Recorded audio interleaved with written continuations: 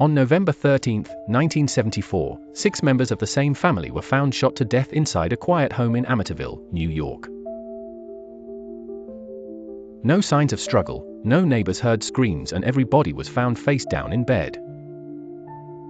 1 year later, a new family moved in. They lasted 28 days. They claimed the house wasn't just haunted, it was evil. So what really happened inside the Amityville house?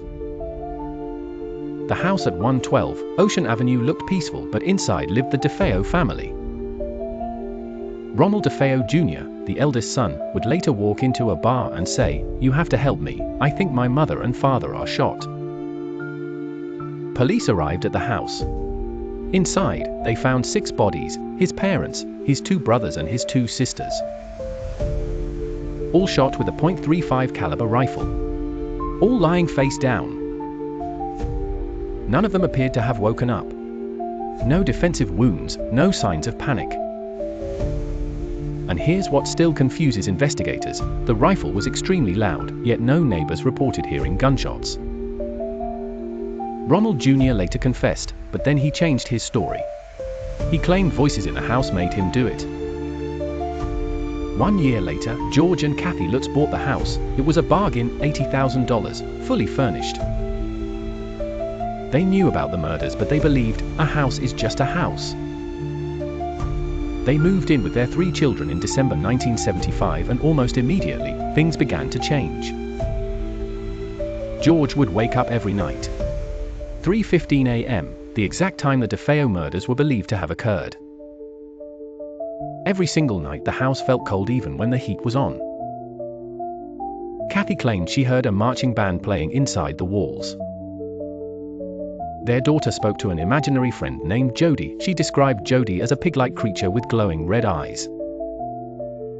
Then it got worse. Green slime began oozing from keyholes, doors slammed shut.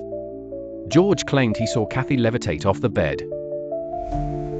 The children said their bed shook violently at night. One evening, George looked outside and saw red eyes staring at him from the darkness. A local priest came to bless the house. As he sprinkled holy water, he claimed a voice screamed, "Get out." The priest later said he developed blisters on his hands and a high fever. The Lutz family was terrified. After just 28 days, they fled in the middle of the night, leaving everything behind: clothes, furniture, even money. They never returned. The story exploded in the media, and soon, famous paranormal investigators Ed and Lorraine Warren visited the house. They claimed the house held a dark presence. During one investigation, a photograph was taken. In the photo, a small boy with glowing eyes appears at the top of the stairs. No one present remembers a child being there. The case became one of the most famous hauntings in American history. Books were written, interviews were filmed, and eventually Hollywood came calling. But then, doubts began to surface. Investigators found no physical evidence of slime, no police reports of levitation, no proof of structural damage. The family's lawyer later claimed the story may have been exaggerated to help with a book deal. The Lutz family passed polygraph tests, but skeptics argued that stress and imagination can distort memory.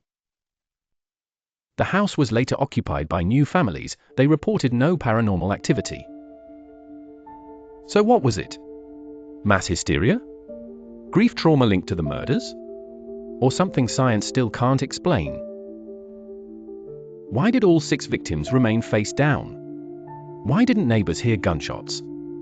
Why did George wake at exactly 3:15 a.m.? And why did the Lutz family leave everything behind? Even today, the house still stands, renovated, quiet, looking completely normal. But sometimes, the most ordinary places hide the darkest stories. And if you enjoy strange but true stories, subscribe. Because the next one might be even darker.